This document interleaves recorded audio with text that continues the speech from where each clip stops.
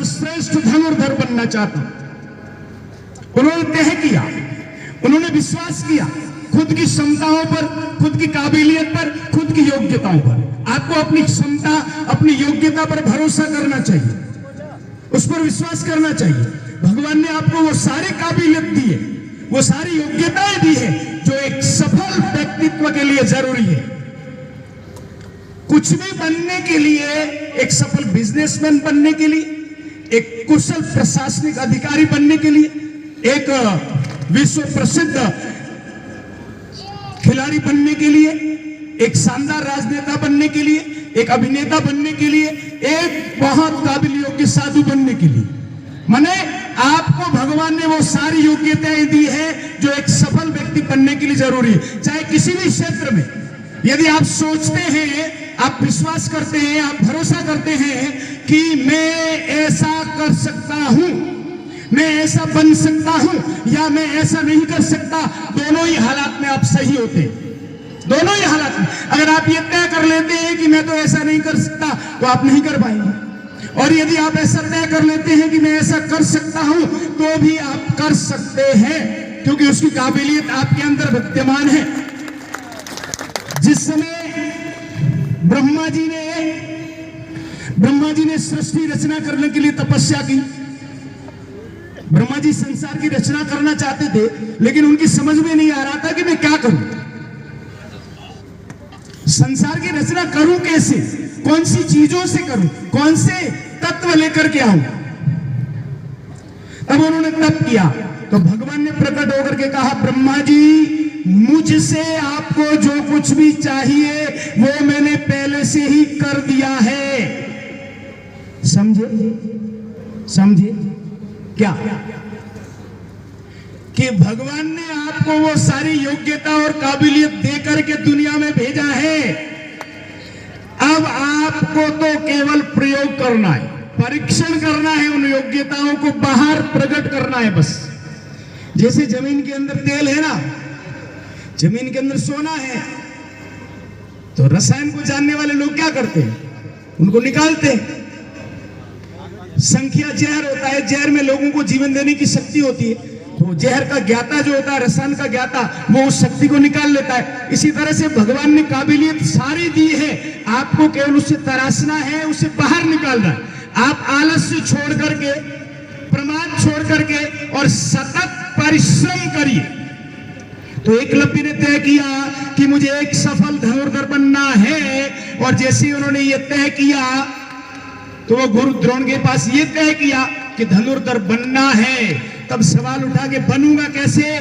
बोला एक योग्य प्रशासक की, एक योग्य प्रशिक्षक की जरूरत है जो मुझे मार्गदर्शन कर सके। गुरु द्रोण के पास उस समय के महान प्रशिक्षक थे के धनुर्विद्या, उनके पास गए, बोले महाराज मैं धनुर्विद्या सीखना चाहता हूं, आपका शिष्यत्व ग्रहण करना चाहता हूं। एक गुरु द्रोण कौरवों के साथ, कुरुवंशी राजकुमारों के साथ, भीष्म पितामह के साथ एक अनुबंध में बंधे हुए थे। भीष्म पितामह ने गुरु द्रोण से अनुबंध करवाया था कि आप कुरुवंशी राजकुमारों के अलावा किसी को भी धनुर्विद्या की शिक्षा नहीं दोगे, और परिस्थिति और हालात के कारण गुरु द्रोण को समझौता करना पड़ा था। इसलिए उन्होंने कहा नहीं, तुम मेरे गुरुकुल में पढ़ने की योग्यता नहीं रखते हो, मैं तुम्हें अपने गुरुकुल में एडमिशन नहीं दे सकता। आप अगर वहां होते तो क्या करते? क्या करते? एकलव्य को गुरु द्रोण ने कहा हम अपने स्कूल में आपको एडमिशन नहीं दे सकते, पढ़ा नहीं सकते, फिर आप क्या करते? उस जगह होते तो आप क्या करते?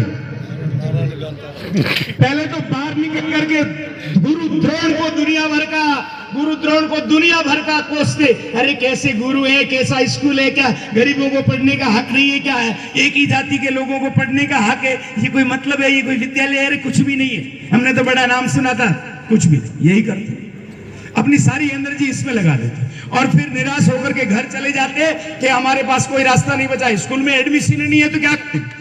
जब एडमिशन ही नहीं मिल रहा है, प्रवेश ही नहीं मिल रहा, तो क्या करेंगे? लेकिन एकलव्य ने तय किया था कि मुझे धनुर्धर बनना है, दुनिया की कठिन से कठिन, विकट से विकट परिस्थितियां भी आपको अपने लक्ष्य को प्राप्त करने से रोक नहीं सकती, अगर आप अपना लक्ष्य प्राप्त करने के लिए कृत संकल्प है। हाँ, परिस्थितियों के कारण कुछ विघ्न बाधाएं आ सकती, परिस्थितियों के कारण थोड़ा समय लग सकता है, लेकिन मंजिल तक पहुंचने से परिस्थितियां रोक नहीं सकती। एकलव्य ने गुरु द्रोण की मूर्ति को हृदय में धारण किया, जंगल में जाकर के एक मूर्ति बनाई, मूर्ति बना करके उनको माला पहनाई, तिलक लगाया। आप क्या करते?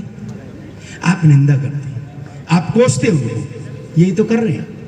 जब मौका मिलता है समाज के लोगों को कोसते, जब मौका मिलता है समाज की सामाजिक लीडरशिप, जाट विकास संस्थान में ये नहीं होता है, वो नहीं होता है, जाट समाज विकास संस्थान जो है इस कारण से यूं कर रही है, इस कारण से पिछड़ रही है, इस कारण से पीछे भाग रही, जमीन का मामला नहीं सल्टा पा रही, उसका नहीं कर पा रही, यही तो करती है।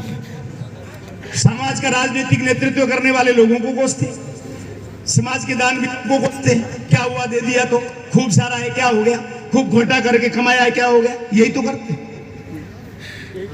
लेकिन ये सही नहीं है। Attitude is everything. एटीट्यूड जो है वो एवरीथिंग, सब कुछ। माने आप किसी भी वस्तु को किस दृष्टिकोण से, किस नजरिए से देखते हैं, ये सबसे खास चीज है। और हमेशा पॉजिटिव देखो, हमेशा सकारात्मक देखो, हमेशा रचनात्मक देखो। अमावस्या की काली अंधेरी रात में भी प्रकाश का किरण जो देख सकता है, वही जीवन में सफल हो सकता है। सफलता का आनंद रस वही पी सकता है, अन्यथा नहीं। तो एकलव्य ने तो गुरु द्रोण की मूर्ति बनाई, उस मूर्ति को तिलक लगाया, माला पहनाई, दंडवत प्रणाम किया। ये नहीं कहा कि ये क्या है, कुछ भी नहीं, पढ़ाया नहीं मुझे, नहीं, प्रणाम किया और लग गए। और उस श्रद्धा के परिणाम स्वरूप गुरु द्रोण जब एक कुरु राजकुमारों को इंस्ट्रक्ट करते हैं धनुर्विद्या के सूत्रों का, वो महाराज अपनी श्रद्धा के प्रभाव से एकलव्य जंगल में भी सुन पाता है। और उसी तरह से अभ्यास करते करते एक दिन सर्वश्रेष्ठ धनुर्धर ऐसा गजब का कि महाराज गुरु द्रोण और अर्जुन आश्चर्यचकित हो गए। अर्जुन ने जब देखा एकलव्य का कौशल तो बोला, गुरुजी आप तो कह रहे थे मेरे से श्रेष्ठ कोई होगा नहीं, इसको देखो, कुत्ते के मुंह में कितना शानदार, कितनी सफाई से बाण मारे, एक भी बाण लगा आड़ा तिरछा। गुरु द्रोण ने भी देखा तो आश्चर्य किया, बोले ऐसा कौन हो सकता है।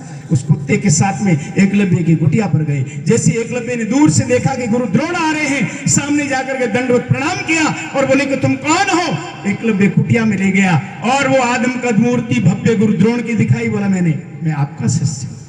उस पर तिलक लगा हुआ है, आगे दीपक जल रहा है, धूप जल रहा है, माला पहनाई हुई। गुरु द्रोण ने कहा मेरे शिष्य? बोले हाँ मैं आप ही का शिष्य हूं, आपसे सीखा हूं। स्कूल में एडमिशन नहीं दिया, लेकिन फिर भी श्रद्धा देखिए कि मैं आपका शिष्य हूं, मैंने आपसे सीखा है। हमेशा परिवार के प्रति, माता पिता के प्रति, अपने गांव के प्रति, अपने समाज के प्रति, अपने राष्ट्र के प्रति हमेशा कृतज्ञ बनकर रहो, हमेशा कृतज्ञ बनकर रहो समाज के प्रति। ऐसा कभी भाव नहीं हो कि समाज ने हमारे लिए क्या किया। अरे समाज ने जो कुछ किया सब कुछ समाज ने ही किया। आप आज जो कुछ भी हैं वो समाज की बदौलत है। तो हमेशा सकारात्मक सोचिएगा, अपने लक्ष्य के प्रति अडिग और अटल रहिएगा और उसी के अनुरूप सही दिशा में प्रयास करिए। आप तो वो खिड़की है ना जहां से आपको दुनिया को देखना है, तो जो खिड़की साफ नहीं होगी तो दुनिया साफ दिखाई नहीं देगी, मतलब आपका लक्ष्य आपको सही तरीके से दिखाई नहीं देगा ना। इसलिए जीवन में हमेशा सदाचार को, संयम को, नैतिकता को स्थान दो और ईमानदारी के साथ अध्ययन के कार्यों में लगे रहो। इसकी सबसे पहली आवश्यकता होती है, तभी